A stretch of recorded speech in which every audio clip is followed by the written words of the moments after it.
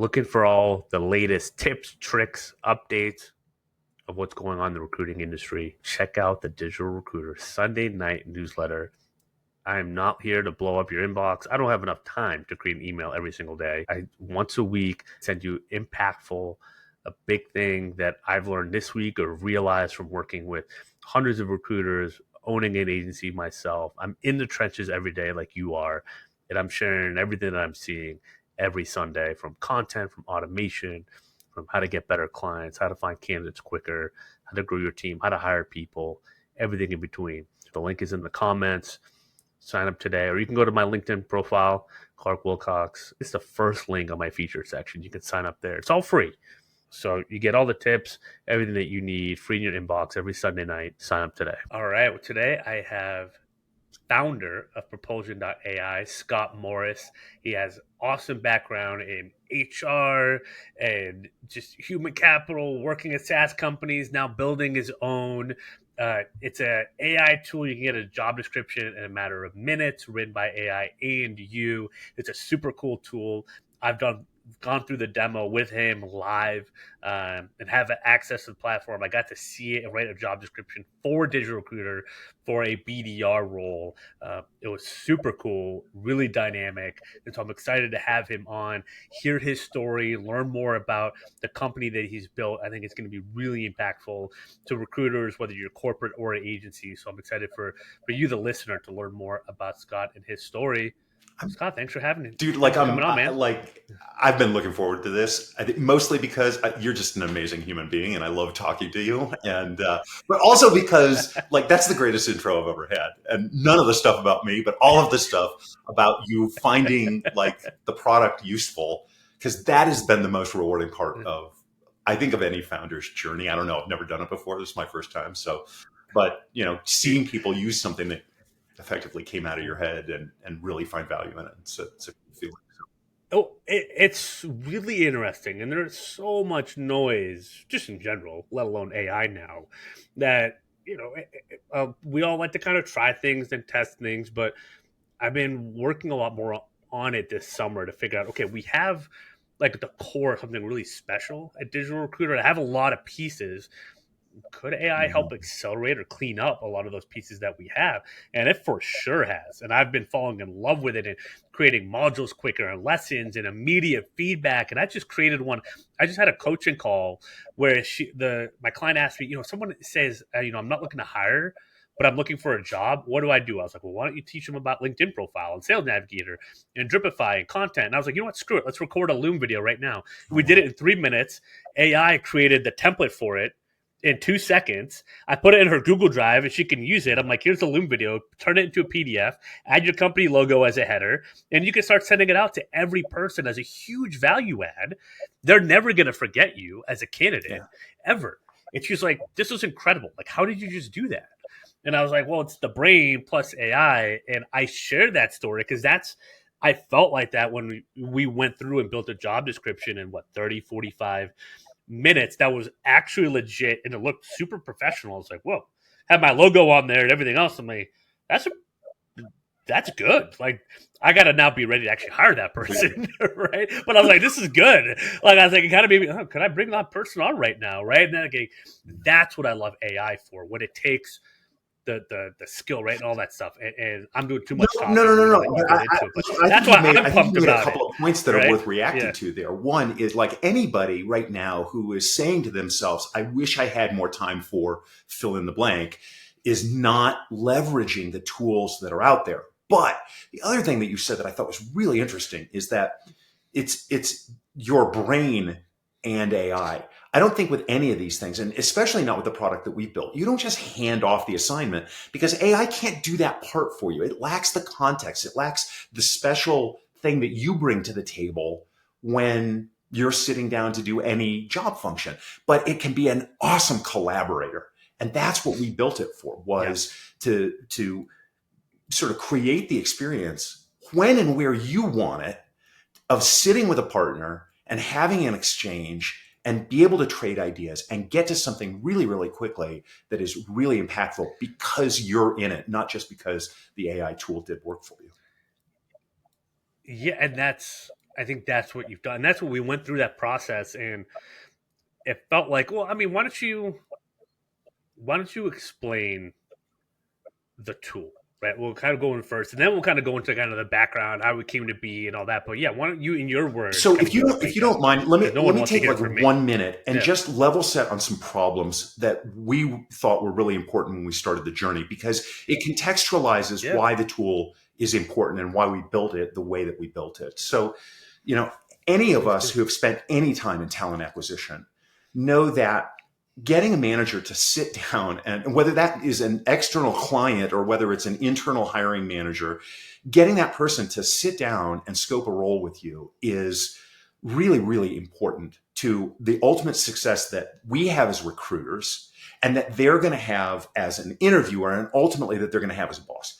And Yeah, surprisingly, like, it's impossible to get anybody to do, right? Like, all of us pull teeth to get managers to sit down, and it's because they struggle to get out of their heads the stuff that they know. The manager is in the best position to understand the role and to really know what's going to create success in that role. But I think most of us are universally horrible at getting those thoughts out of our head, and worse at doing the creative writing that's required to attract top 5% talent.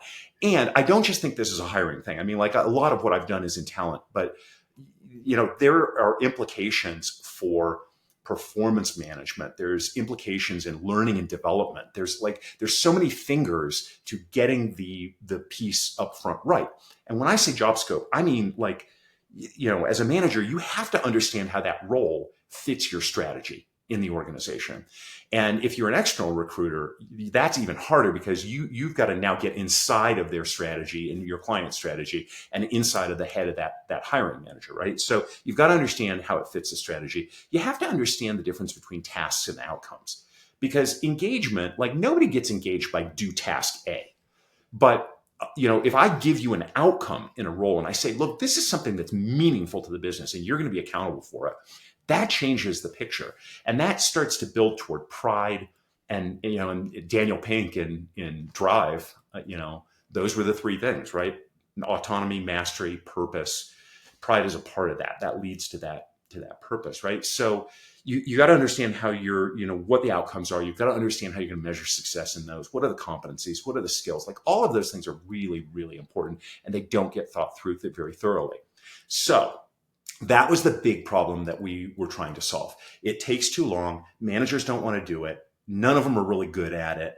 And as a result, the burden falls on us. Whether you're an HRBP, whether you're a recruiter, whether you're internal, external, we're going to bear the burden. And then we're going to play a game called I Need to See More Candidates, because you didn't sit down with me up front to help me figure out what right looked like. Then I go out and I kill it, bringing in top talent.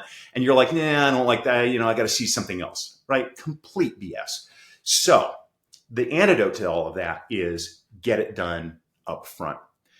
We built a tool that effectively engages. We have a digital human who we call Athena.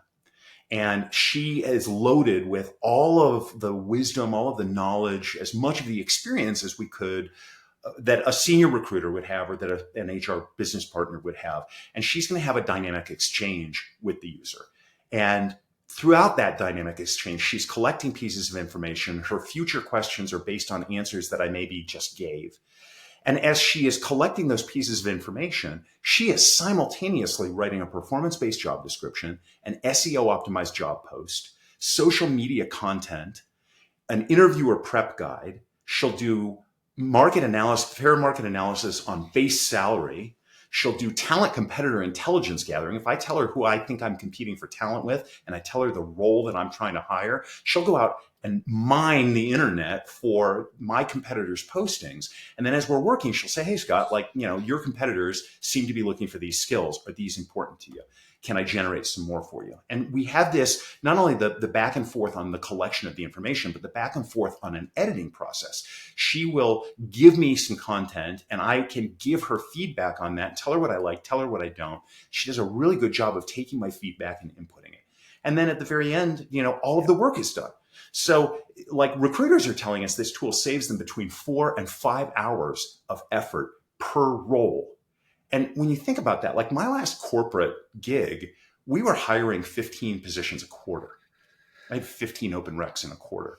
And now hiring slowed down, but let's say it slows down to 10, right? And I'm saving you 4.5 hours per each one of those roles. So I'm saving 45 hours a quarter. That's a week like of work, like a full work. That's not lunch breaks or anything else. That's like, so in total time, it's probably a week and a half of stuff. And where should that go if we're smart? And I, I mean, I know there are a lot of smart recruiters out there, right? They do not want to spend time doing this. They want to spend time with candidates. They want to spend time figuring out who the top 5% are. They want to spend time with their hiring managers, coaching them and leading them and getting them ready for interviews. Yeah, it's even on the agency side, putting the job posting up is kind of like, ugh. But internal, right? TA, HR, Yeah. you have to. In a sense, it's like one of the to-dos, and it's one of the things I always hear as a bottleneck, which is why I've been talking to more corporate recruiters, and they've been really interested in the digital recruiter system and how we leverage LinkedIn and automation and content, because they're like, wait, I could speed up my sourcing. And now with this, speed up your job posting. I mean, and that's why I know we both got excited when we talked to each other. Like, wait a minute, like the tag team here, felt like Apollo and Rocky. I was like, this is like, like this. You're hitting some different angles, like perfectly, all about saving so much time. And what does that allow for? As you said, more human interaction, right? I can improve the actual interview process, and we can look at improving maybe the offers, or maybe we can focus now on actual retention strategies versus getting so bogged down in the initial just getting people here. We can actually fix our retention, right, and then save way more, on cost on hiring and stuff like that there. And so, like, to your point, that's what's exciting about these tools is some organizations I felt like they never had time to get to some of that stuff. They can do it. Finally are free and creating that time. I think one of the, this is a harder piece to like sell to people, but I think any recruiter who's been through the experience is going to be shaking their head north and south. The act, like producing the documents, is important, right? And you need those documents, because the first thing that a great candidate's going to say is, "Can I see the job description?" They don't want to just go on the posting. They want to know, like, where's the tangible document, right? So the second you start talking to people, you're going to have to send them something. And so the documents are important. But I think the greater value that comes from the platform is that it actually, the process itself helps the manager get their head around the role. And that creates a different level of fluency in talking about it, because now you do know how it fits in, and you do understand how you're going to measure success, and you understand the difference between good and sort of not. I mean, like, everybody can pick the difference between A and C, but like A to A minus to A plus is a little bit harder. And so what we're starting to see is hiring managers themselves. Now I go out and I work my butt off to bring in that top talent. If I put that top talent in front of a manager that hasn't thought through the role, that talent's walking. They don't want to be involved. Oh. But now when I sit them down, we got a much higher close rate on that candidate, because they're going to be excited because the manager's actually got a plan. And I think that's one of the principal values. Even though it's less tangible, it's more important as an output from the system. Absolutely. I mean, that's one of the things I coach all the time is the first thing you have to figure out is urgency. Right. And don't worry about the top 3 skills or the nice to haves or anything. Find out, why is this open? When's the start date? What's the consequence of someone not starting by then? And if a manager can't give you that, especially if you're an agency recruiter, do not bother. Now, I know internally you're measured a little bit differently, right? So you still kind of figure out how to kind of navigate, but even then, I'm sure you can only give them the best. Like, hey, I'm doing everything I can. And even a recruiter could probably show, or a TA department or HR can show their boss, like, hey, we have this system, we have this software, this AI software. I'm making it as easy as possible. The people that are buying in are getting what they want. The people that aren't. Like, what else do you want us to do? Like, we're making it simple. So I'm sure it's probably helping. Let me drop some stats and facts. So Insight Global just did a survey this year, 2024. And one of their published findings was that more than half of job seekers indicate that the quality of the job description influences their decision to apply. So if I'm a top 5% kind of guy for a role, and I'm sitting out there and I read something on the web, you don't even get the chance to make the case to me, because I'm going to pass that by unless that what I'm posting. And I'm sure we'll talk about this. Like, there is a difference between what goes to the web and what goes into a job description that is well written, right? They have different audiences, but That's what Insight Global found, is that more than half of those job seekers are using the quality that they perceive in what gets posted. And I think quality here means specificity. Can you really talk about that role? What's it going to do? How does it fit the value proposition for the company? And yeah, and Indeed did another survey. This was a survey of 250 organizations and 2,000 job seekers. And what they found was 42% of the employers that they talked to have had to rewrite their job descriptions because they were getting too many unqualified candidates. And when you think about it, like none of us as recruiters want to deal with a pool of 300, especially if resume after resume, application after application, you're looking at and you're like, no. I mean, that's like, it's demoralizing across the board. Yeah, there's so many things even just there, because when I'm thinking of a better job description, I'm thinking you could filter even better for that stuff, right? For example, I posted a corporate recruiting role that we worked on about a month ago on my LinkedIn, and I was like, if you're interested, apply here to this Calendly, and I set up a routing form, and you had to check off certain things, and you were able to book a call based on that. If you lived in the city, able to commute, all that, and some people like checked all the boxes and booked the call, and some people kind of knew to game the system. And I deleted a couple of those calls, but I didn't feel bad about it because I had done the legwork to be like, this is what you need to do to be qualified for this role. And if you're not, it's okay. But like, you can't put time on my calendar. I'm sorry. Right. But then it weeded out probably 50% of the people never, it was like, hey, I appreciate it. Doesn't seem like it's a right fit right now, but connect with me on LinkedIn. Let's stay connected and like, let's go from there. And like, using like routing forms that way could be helpful. And so if you're getting a job description built quicker, you could actually have time to build out some of those things. So you could actually flip the table, like turn the tables on the candidates of like, you're able to get through and book a call with me, but you gotta read this super specific job description. If you match it, if you kind of agree to some of those things, then you can book a call with our team or kind of get through that process. It's like, that's the teams that are winning because they're taking the bull by the horns, but like just like the leveraging the AI, the automation, and be like, no, we're giving you the chance to filter yourself out versus kind of getting like overwhelmed and no one ever gets reached out to. Again, and a lot of people miss good candidates within that.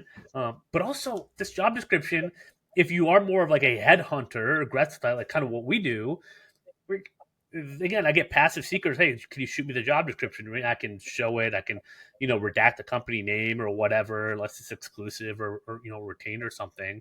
And it's just like, it's there. So it's great for passive or active job seekers. I will tell you, like the style that we write in, that our platform writes in, is a style that I've used for a lot of years. And I repeatedly had candidates come in and say, I've never felt so well prepared to come in and interview because it is so crystal clear what it is that you're looking for. And it was easy for me to match my background and really talk about my background as it relates to, the skills or competencies or outcomes that you're saying that you want. Where did you, well, let's kind of go to the origin story a little bit. Like, how did you get involved in HR and recruiting? And like, I'm curious about that first. I'm kind of going like how you kind of got to realize the importance of all this. It's so funny. I mean, like different people have different versions of what is HR. And I've in the portfolio that I've had, and by the way, so I've been in the business of HR and people ops for 25 years, and about nearly 20 of those was as a chief people officer. 5 different industries, Latin America and North America, right? So a bunch of different experiences. But where I started was learning and development, and a lot of people don't include that as a discipline of HR. I do because I've always had it in my portfolio. I've always had talent.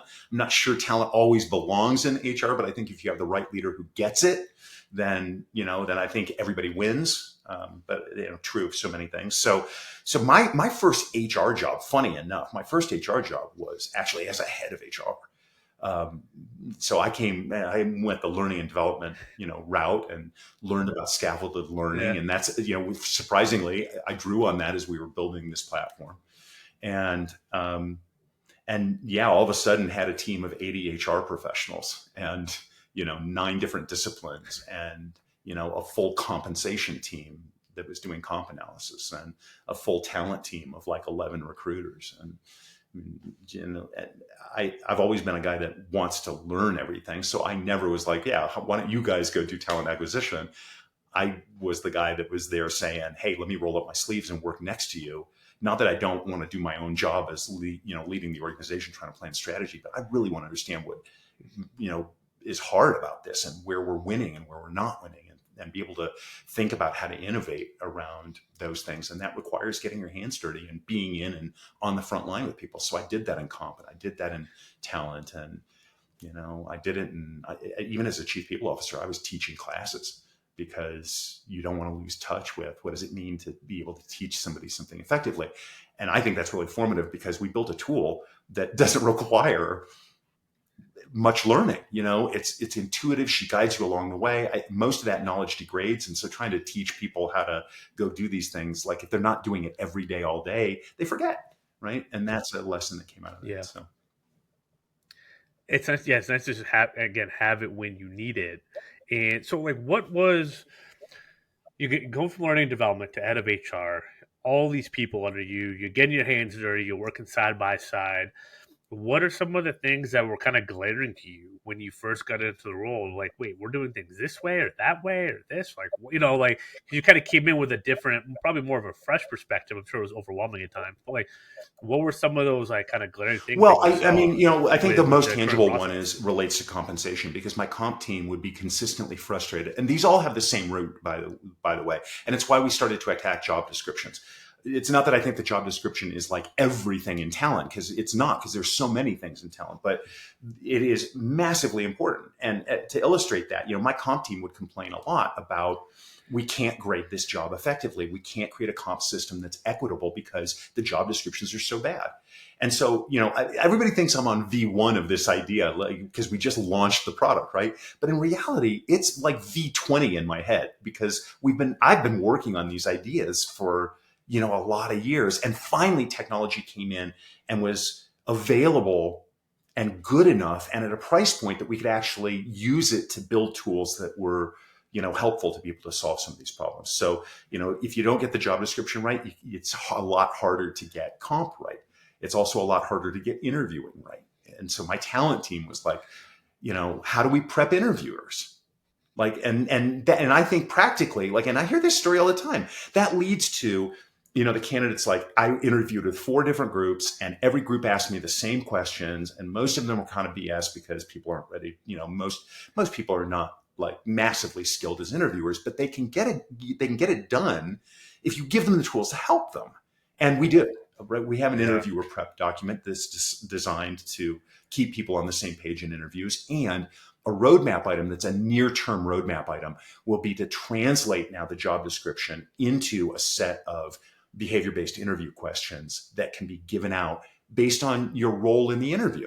So, like, ideally, I want to be able to say, group 1, you're focusing on skills and technical knowledge. Group 2, you're going to focus on competencies. Group 3, you're going to focus on, the fit with the culture, which is a word that I'm very, very careful with, because there's so much stuff that gets bias loaded in that. And, group 4, you're going to look at how their past experiences might be relatable to the future outcomes that we're trying to achieve.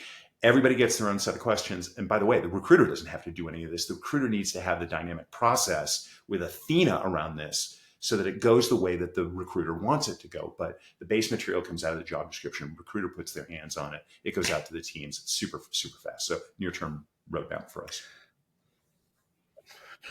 I mean, it's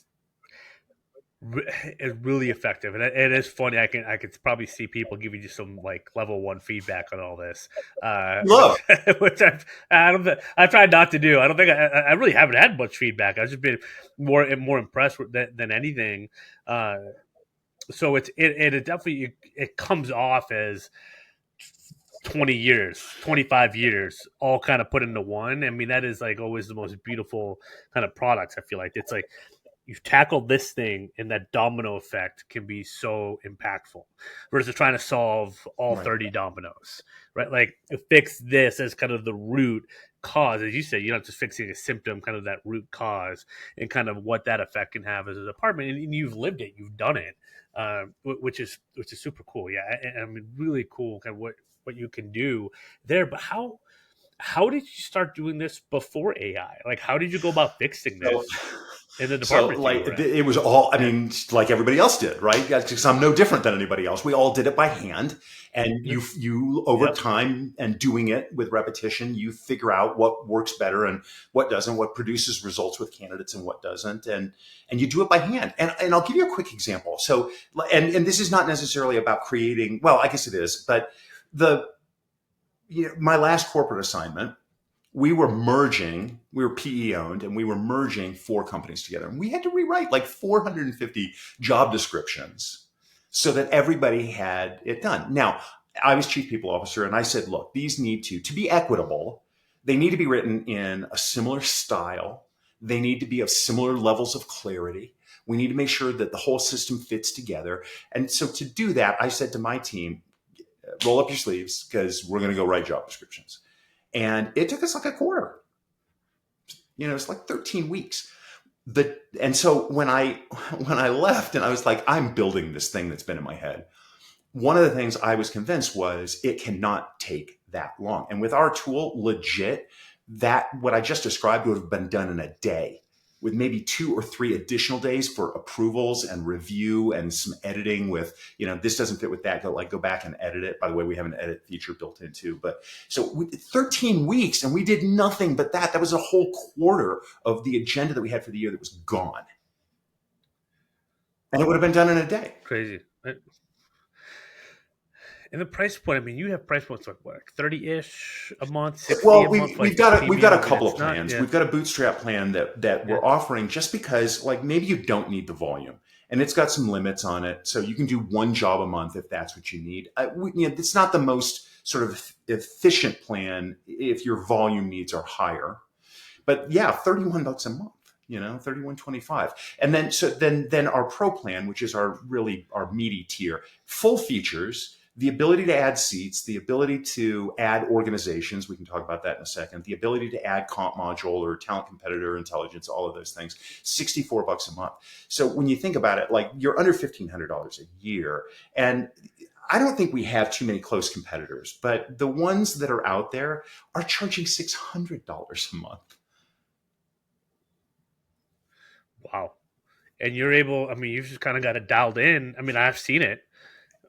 I mean, I think It we're works. better I on mean, it quality. works. I think we're Yeah. faster, and and what you and I didn't I could, experience together yeah. was being able to tell her, do you just want a job description or do you want everything? Because the 30 to 45 minute time frame is all of it. But maybe you just need a job description. Maybe you're not going to post it to the web. Maybe you're redesigning a role. I actually don't think that this is just a hiring tool. I think there are a couple of other use cases. One of those is, I want a role in my organization.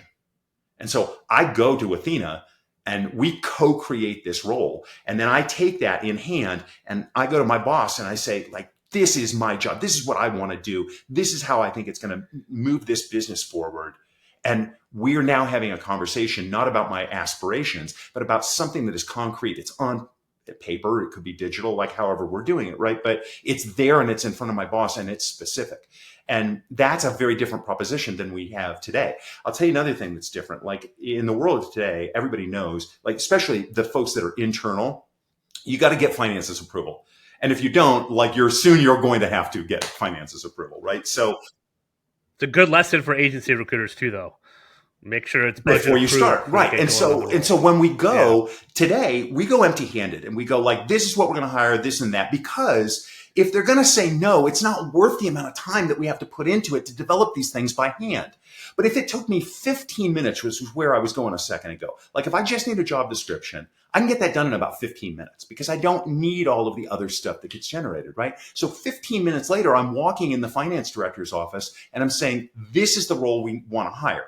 This is what it produces. This is how we're going to measure it. This is an ideal candidate for it, right? And another roadmap item for us in the future. It's a little bit farther down the road, is being able to match sort of here's what the value that this role produces is financially, because the finance people are looking at like, what am I going to spend? What are we going to produce? Right. And if what are we going to produce is bigger than what I'm going to spend, it's kind of a no brainer as long as there aren't competing priorities.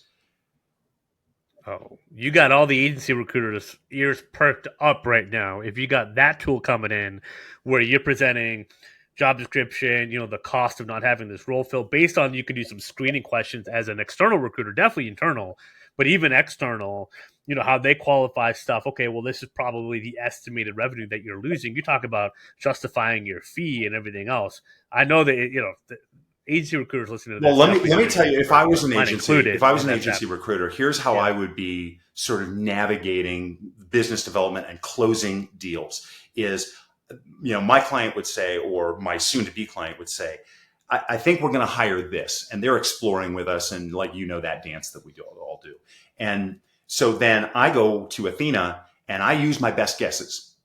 And I go create all the documents, and 30 minutes, and only, by the way, for dramatic effect, but 30 minutes after I hang up with my prospective client, I shoot him an email. I'm like, hey, listen, I was thinking about that role we were talking about. I took a chance. I probably don't know all the details, but I took a chance and I wrote these documents for you. And there they are in like black and white. Now, the first thing that the potential prospect customer is saying is, oh, that's a lot of effort that you just invested, when in reality, you're working with Athena to produce it. But more importantly, that next conversation, it's so much easier for a manager to criticize something and go, I don't like this, I don't like that, or I want this to be a little bit different. Now they're into it with you. So what I laid out is the problem that we were trying to solve in the very beginning, which was it's nearly impossible to get a manager to sit down and do this. Now they want to do it because they've got it in front of them, and it's not perfect, and you're going to edit it. But you've got them on the hook. You've got them involved. That, I think, is going to close deals. And if I'm running an agency, that's what I want. Well, yeah, because you can ask, what are your tough to find skill sets, or you can infer already because you already know maybe in construction it's project managers, or from, back in my air tech days, it was always maintenance mechanics and stuff like that. Like you could even use it as an outbound tool. Right? Or I say that, I saw that you have this open job, or you don't even see an open job. It could be, well, what are your tough to find skill sets? Like, what are the growth plans? Oh, well, we want to bring on, 4 staff accounts. Okay, like how do you go about doing that? Do you have the job description? We're like, we could brainstorm. I could help you write one up for you within 15-30 minutes. It kind of, and like it could be a way to kind of add value again on initial meeting and stuff like that, kind of help accelerate, get them to where you need them to be, that type of stuff. And people are looking for maybe other ways besides contingent. What's a great way to lock in potentially is like a retainer RPO type client or a retainer client. Like there's so many different ways when you're able to kind of speed up things that are tedious. If you can bring that value as an agency recruiter, then they can rely on you there. I mean, that's huge as well. So yeah, the applications for both is really interesting. Managers have a reason to do this too that isn't hiring. Like if I report to you, business changes, right? So what my role needs to accomplish is going to change. You're going to come to me one day and you're going to say, Scott, I got to pivot your role a little bit, but you've already been with Athena, so you've already got this down on paper. And so you pushed across the table, and now we're talking about something very concrete and specific. So when I'm buying into it, because that's what you really want from me, is you want my buy-in on the evolution of where I'm going. There are probably, few, if any, changes. If there are changes, you go back and it's a 5-10 minute edit process for you. Everybody's job description stays up to date. And that's another thing that we hear from employees all the time is, my job description doesn't say anything about like what I actually do. It might be an exercise for every employee every year. It's like, go and make sure your job description is up to date. Make sure it reflects what you actually do. Well, I got a buddy that's not super thrilled. He just started his role. What his ask is, what they're asking him to do, is definitely not in line with the pay that he should be getting paid, and it's very clear and all that. And he could use this with that. I mean, he's kind of making the case like, oh, we can't give you a raise till early 2026 and all that. And like, he's not about that. I'll put it that way. And it's tough. So I think it's, a tool like this is going to push people more into those two camps of people that want to get with the program and leverage this and embrace it. And then you're going to see people try to fight it, and almost hope their employees don't have it. Right. Because because of that piece as well. So again, I think all of this stuff is going to create like bigger haves and kind of have nots in terms of who's Mm. kind of getting with the times and leaning into this and knowing that if they lean into the initial, I don't want to say fear, but like, what if this happens or what if that happens? It's like, well, lean into it. You can create better roles and a better company, and like, that's going to get you that profitability. Versus if you have like kind of fear basing, we want to stay away from this stuff. Well, your best people are going to Right. find somewhere else, or somewhere else Yeah. is going to find them. Like that's just a tale as old as time. So I love the push of these tools, especially using them well. Companies that are using them well, individuals that are. It's raising the bar, which is Yeah. fantastic. Yeah. What we want is more humans working with humans. What we don't want is more humans Yeah. working with paper. So how do you like propulsion, just AI in general? Like, yeah, like what are some of your thoughts? Like transforming over the next, like, say 5 years, right? Mm. Everyone likes to throw out that number. Like, where do you see some of that evolution happening So, with AI? one of the big, um, I mean, like the most onerous process is creating the job description. It's creating all of the materials. But a very close competitor to that, in terms of, I don't even know if this is a word, onerousness, is performance management. And so, and I'll like 30 seconds on the transition, right? You can't do good performance management if you haven't declared these are the outcomes and this is the measures. And more important, it's not just identifying KPIs, by the way, it's identifying specific and concrete movements of those KPIs. So it's fine that time to hire is your KPI. What needs to happen? Where is it today? What do you need it to be at? Right? That's a specific movement. Now I can measure your performance, and we can have a different conversation around that very differently if I have a specific number. I need you to move it from 20 days to 15. Great. Where is it now? It's at 20. Okay. 6 months later, where is it? Right. And in my weekly one-on-ones, we should be talking about what are the obstacles? Why is that number not moving in the direction that we want it to move? Well, you got to have a number and you got to know where you want it to go first, or you can't have that conversation.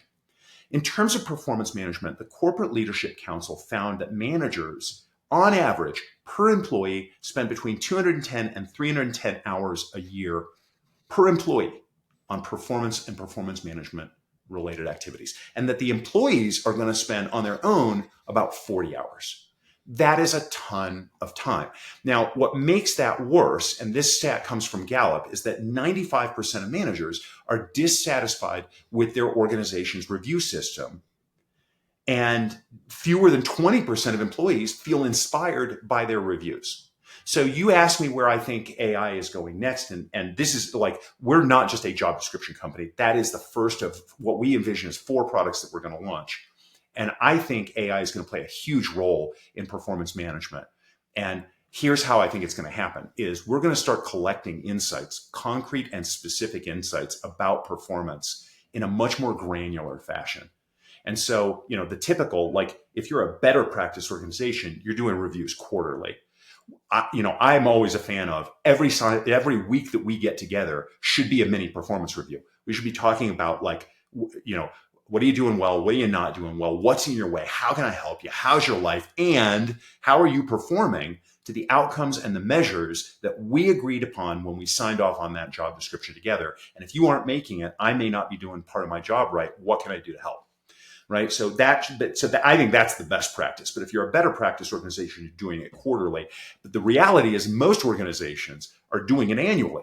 So I get to the end of 52 weeks and I'm like, oh, good. Like, what did Clark do really well? And how am I? And it's no wonder that when we write the stuff, it's like complete crap and nobody gets inspired by it because nobody can remember anything. And so where I think AI is going to play that role is AI is going to help me collect those insights. It's going to help me write a compelling narrative about where you are doing really well and where you're not doing really well. And that's going to lead me into a better opportunity to have a conversation with you about your own development. And we know that people stay longer in organizations if they see a route to their own development. I think it's well said. I'm even thinking about my own companies and instituting that. We do a lot of business to business or 1099 work, and I don't I don't have the KPIs or anything like that yet. It's just like kind of, again, projects that I can bring people on for. But as I would want to build that piece, I would have to have this and have to have something like this because this is not my sweet spot. I hate this type of data Yeah. entry more than anything. And sometimes it is hard to understand what that could look like. And I think using that brainstorming for the ideas, and I mean, it's crazy what you can come up with. I mean, we create PowerPoint slide decks in 2 seconds with ChatGPT and Canva Yeah. now. I'm like, Yeah. what in the world?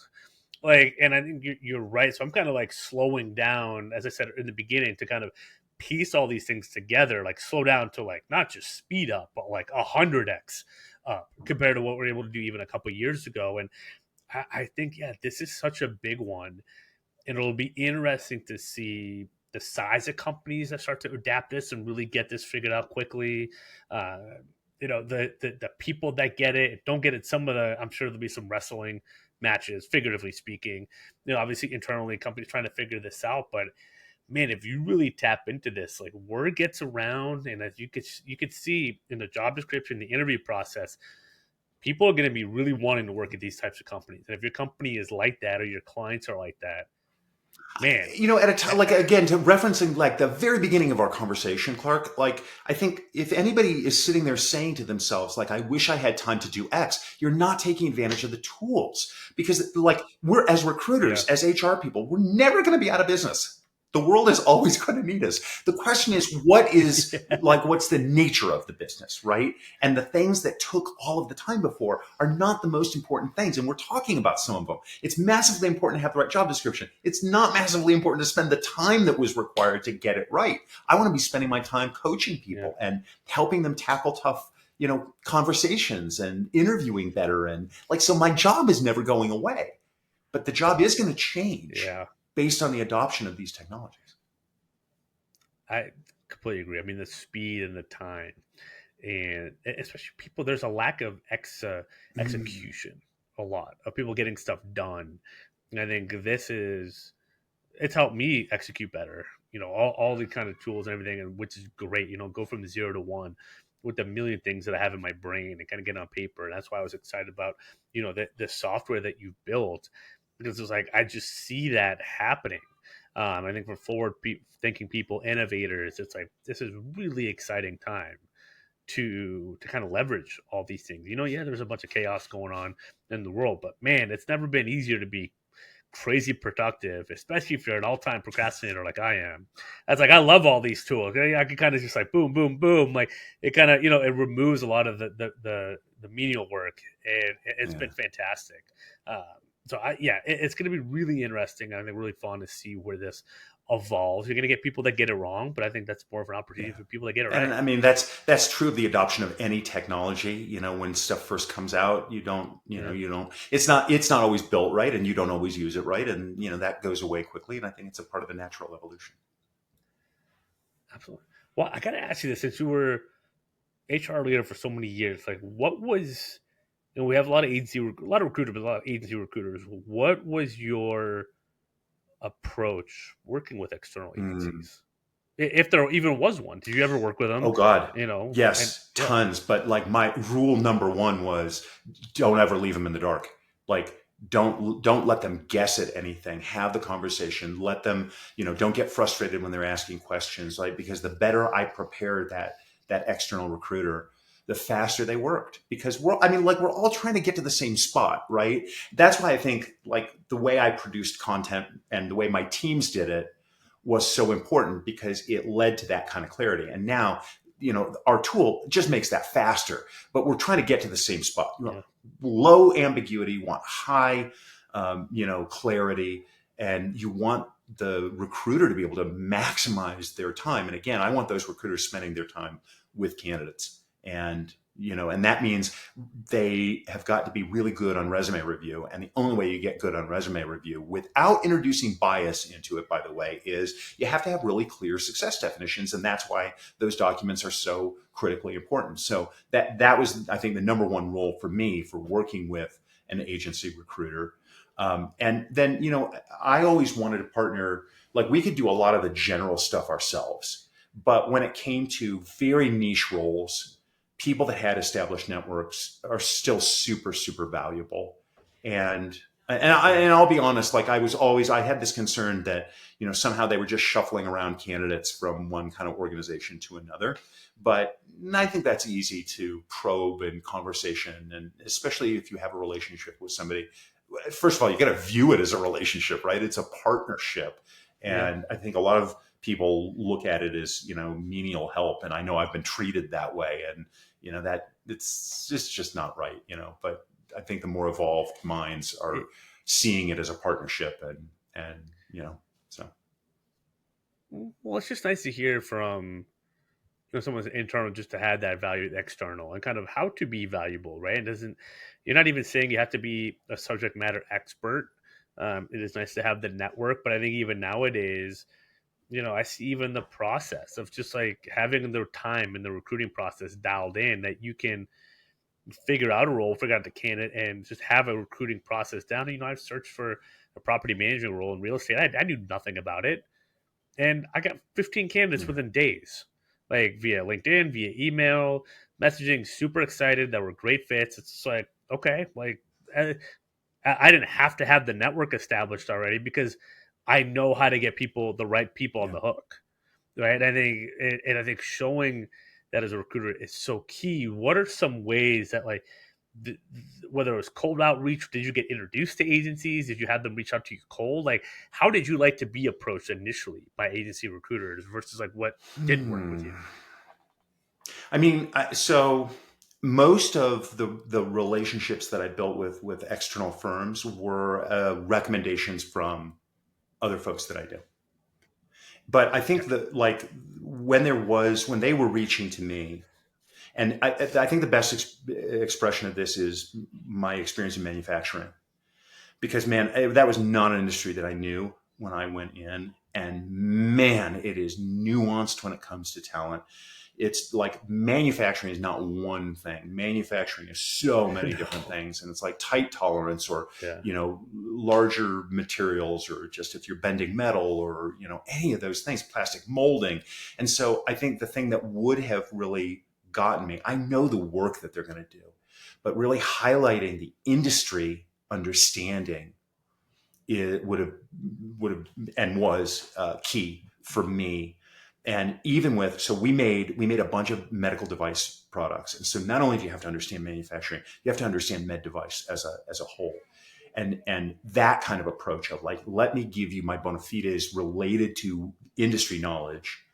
I'm sitting and listening to that, because they are going to know the difference between somebody that has worked in a manufacturing environment, but not one that's comparable to ours, and somebody else. And it's not going to take them 3 interviews to get there. It was a big one. I mean, that was a lot for me was food Mm, production versus the plastic molding, right? The injection molding versus just, as you said, there's like metal manufacturing. Was it large parts, smaller parts? I mean, it was figuring out those nuances, say with like mechanics, electricians, and PLC and all that, what that did to the pay and all that. You know yeah. what I'm talking about? And it was just like I didn't I probably forgot most of it now, but I didn't have to be the expert, but I knew enough to respect my clients not to send certain people or be like, hey, you're in food, so like people with this background that ever really work out for you? Is it too big of a learning curve? Like, like and like once I started to have those questions, they're like, oh, you get it. I'm like, yeah, I do get it. Like I've been burned enough times in the beginning where I didn't know anything. Like here's why this can't work. I'm like, okay, that starts to make sense to me and to my team. And we just have to know how to screen. So like tell us the best screening questions. We'll come up with some ideas too.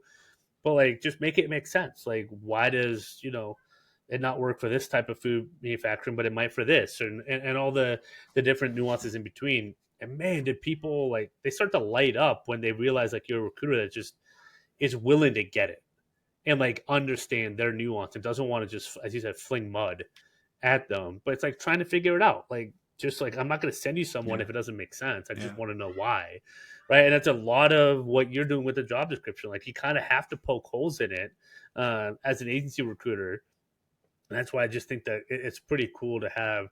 Again, going back to your software, have this because there are different ways to leverage it, qualifying business internally or externally. Career Yeah. Builder did a survey in which 74% of the employers that they surveyed admitted to having hired the wrong person for an opening. And I think when it comes to agency recruiters, I think another proof point that's super important is like where are your hires on turnover? Right? Are the people that you're placing, are they staying? Because there's two factors there that are at play, right? 80% of turnover is related to hiring mistakes. That comes from Harvard Business Review. But, some of it is like the candidate made a mistake. And I've done this myself. Even with all of the experience that I have, I still have joined one company in particular where I just wasn't a fit. There was nothing wrong with them. There was nothing wrong with me. It didn't fit.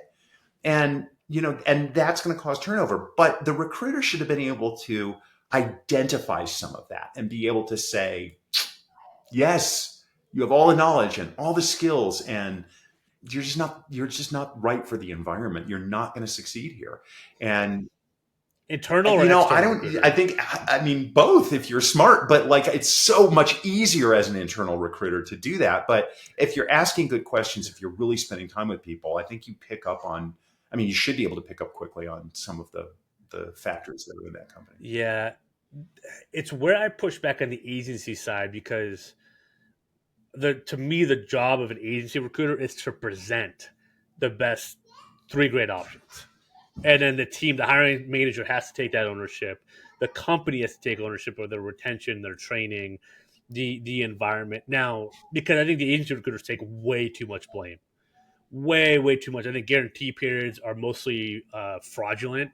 To be perfectly honest, because I've seen what managers do when people bring in people, put them in a different department. It's not what the job description said. To your point, it's not what the job description said it was going to be, and all this other stuff. So, what's the agency? The agency recruiter has to take you a little bit at your word, right? Asking the right questions, all this other stuff. And now, and there's different skill sets, and I won't get. I think salary does play a part in it. And just to be frank, out there, the higher the salary, the lot less issues I've seen with candidates historically. I think it just in terms of kind of what we've seen on it. I think there's certain skills and salary. Sometimes there's got professionalism at times at play.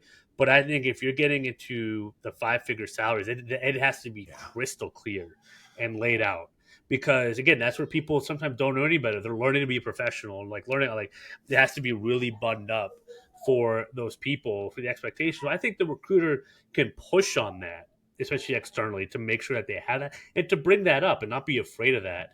But I do think as it stands they take too much ownership because and it's their own doing, it's their own fault a lot of time because they're not framing it or Right. building it in a way that's like that is how you would be a real partner. It's like, have you really Yeah. thought this through? Well, and To keep it getting. I mean, just Yeah. like I think we're closer than farther apart. I think you're right to call out what you just called out.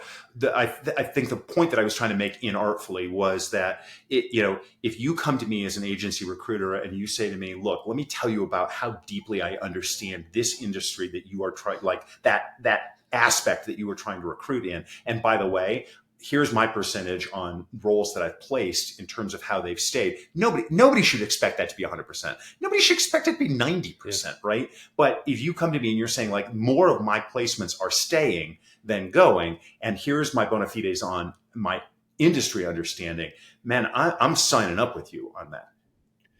Well, I would agree. And a lot of what I've done, I learned this from staffing because direct hire Mm. recruiters don't see this, don't know this as much, but they don't ever follow up with candidate feedback. And I'm like, we had to do first day, first week, first month with Yeah. client and candidate on how someone was doing. And I mean, that's one of the biggest pieces to your point. That's where we're definitely aligned. I just want to clarify for the audience because there is that nuance that's very important because it's all, it's all there. It's like there's a huge opportunity to implement feedback. If you could do a week, a month, 6 months, a year in, and track that Yeah. data on your own so you can be able to present that. Because if you're sitting there like, oh, I wonder if people are staying, it's like, go set a meeting, go reach out to the candidate, like go Yeah. make that happen. Because if you are able to capture that data to your point, and you did answer the question, how does a recruiter stand out to you? It is that. It is showing that. That is one of the things that I was proud of is we took one department from 30% turnover with their general labor talent to it was about 30% retention. We got them up to about 70, 80%, which was That's saved amazing. them so much That is money. It was amazing. stupid. It was stupid. And it was just like it was again process built and all that. And I was able to then leverage that to other companies and it had an impact. But I was like, to get to this point, you gotta play ball if you want that same results, you got to play ball the Clark Wilcox way. This is how you recruit and hire. Otherwise, you're not going to, I can't do, I can only do so much. So I think that's exactly what you're talking about is do that, which, yes. But I think there's like, first off, recruiters don't take all the blame, but here are ways to not actually, to actually show Yes. that with data. Yes, To not take and all I the mean, blame. like I know Yeah. you've had the experience, and I have too. Like where it just seems like everybody's just trying to sabotage you, no matter how hard you are working. And Yeah. recruiters work hard, and but there's always Yeah. there are those situations where it just feels like there's a lot that's stacked. Absolutely. Absolutely. Well, this has been great. Why don't we? Do you have any like last piece of advice or tip or anything you want to leave the listeners? Gosh, I don't know. I mean, like I didn't expect you to ask me that. I don't know what to Anything? say. I mean, other than I don't know. what I said. Eat a healthy breakfast every day. No. No, I mean anything you could be HR, recruiting related, AI related. Well, I mean, Anything. I'll leave you A little because pep you talk. can. I know Anything. you know this about me. Like, I love statistics, and I like reading about what's happening in our industry. And I will tell you that. Yeah. So again, Insight Global, they just published a piece in 2024. 72% of hiring managers in their survey believe that they were posting clear job descriptions, but when they talk to candidates, 36% of candidates, half, thought that the materials were clear. And and I think, and it's the hardest part of the job is getting those, so, but well worth the effort. I love it. I love it. I mean, that bridging that gap is where we get paid. So that's to your point. I think there's always that opportunity. I think recognizing that, I think it's a great point, and just always kind of have that as a starting point. That the miscommunication is already established. How can you create your foothold in there to show that you bridge that and you fix that in whatever niche or Yeah. vertical you have? I think it's a great takeaway. Well, Scott, I appreciate you, man. This is a great conversation. And I'm super happy. Can I just say one audience related thing here, which is if you want to reach out and connect with me absolutely. on LinkedIn, I am happy for the connection. I'm happy to offer a point of view if I can be helpful or supportive of what you're doing. Our jobs are super hard as recruiters, as HR business partners, as chief people officers, VPs of talent. Like it's a hard job and nobody ever appreciates it. And if you want a resource who will give you, free assistance, I will help however I can help. Just reach out to me on LinkedIn, Scott Morris, Propulsion AI, and then our website is www.getpropulsion.ai. We're going to have those links in the episode description, so you'll be able to click on those, whether you're on Spotify, Apple, YouTube, or something else. So definitely connect with Scott. As you guys can tell, he's an awesome, awesome guy. Congrats on the launch of the product. I know it's already off to a flying start for your customers, and wishing you continued success and growth, and looking forward to seeing how we continue partnering. No doubt, man. I'm so honored to have been on. Thank you for the invitation. It's always good to see you. It's great to talk to you. You've got such insightful content. I really was honored that you said come on the show. So thank you so much, Clark. Absolutely, man. No, man, it was great to have you. This is really cool software. I love the vision. I love how you're executing it, and that's what we're about here. So I Same appreciate you, here. man. So well, cool. Well, again, rate 5-star. Connect with Scott. Check out Propulsion.ai. Until next time, happy hunting, y'all.